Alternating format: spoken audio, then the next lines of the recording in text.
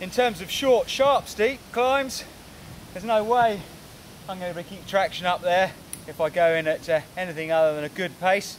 So I want to carry as much momentum into that climb as possible, put the power in on the easier terrain, really generate lots of power and speed through the back wheel, and pretty much coast up there. Yes, my feet are going to be turning, and yes, I'm going to be adding a little bit of power to what's already stored up, but a lot of it, the work is going to be done on the run in. No doubt if I don't get the pace right at the bottom and the speed control right at the bottom, halfway up I'm going to have to be putting too much power through the back wheel, and there's no way I'm going to get traction up there. So in the middle ring I'm generating lots of power, and up and over the top. By doing the hard work at the bottom, the steep, short, sharp, steep was easy by comparison. So as we looked at for short, sharp steeps, it's not always a case of pedalling on the upslope, but carrying a lot of momentum in, projecting your head of the bike and getting enough momentum to carry us up and over the lip. But it's not all about pedalling. As we looked at last time, energy management is a massive part of mountain biking. Utilise it and things become much easier. We're not just relying on pedalling here, we're relying on the all-important pump, using our body mass to generate extra momentum. This short, sharp climb here, we're not going to pedal up, we're going to carry a certain amount of momentum in and then pump through the upslope, just as a skateboarder would on a half pipe or a BMXer would in a park, and generate some pump and some drive through good energy management. A couple of pedal strokes and then a pump, and we're up and over.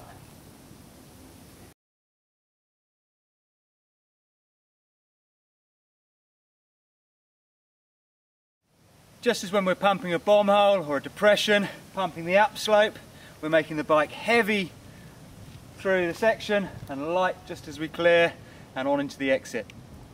It's not all about sitting down there. I need to stand up in order to generate that pump. Not all climbs are going to be one smooth gradient all the way up, continually loose or continually rooty. Sometimes we're going to be blessed with a bit of everything.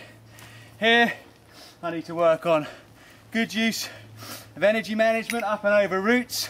I need to have my technique in terms of my body position ready to adapt to the slightly steeper sections. I need to carry momentum into the steeper section. I need to get my gear changes smooth so there's no break in power delivery. It's a bit of everything, and any one of those elements can let you down. Let's see if I can put them all together and get up this little section here, which no doubt looks very flat on the telly. Believe me, I'm not puffing and panting for no reason.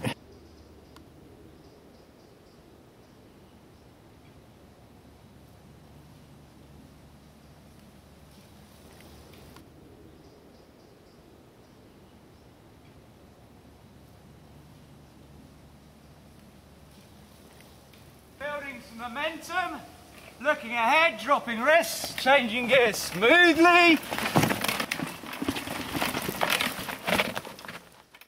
On the short, sharp climbs, we've seen how carrying a good amount of momentum in can mean that we pretty much don't have to do any pedalling on the way up.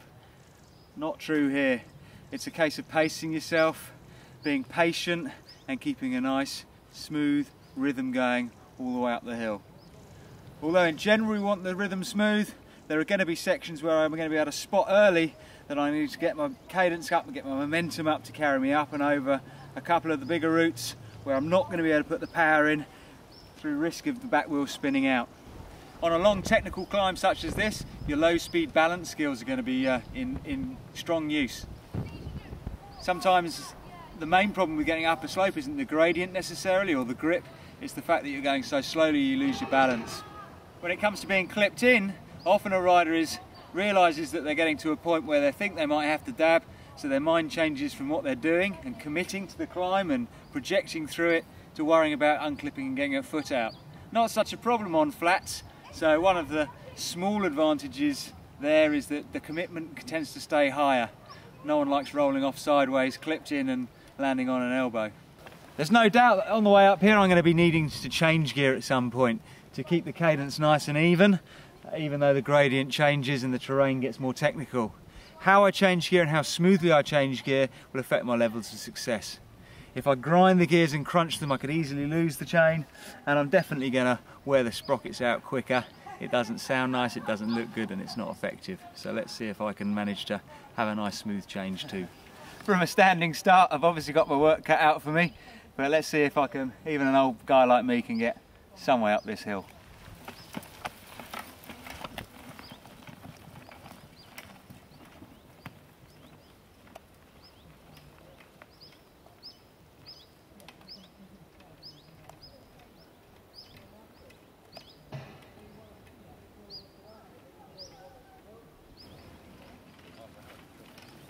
So a hunkered position up over the front wheel, nice smooth gear change, ease off over the roots, and back into the climb. Notice I'm right on the horn of the saddle, not particularly comfortable, and I need to project beyond the top so that both wheels clear and I make it right up and over.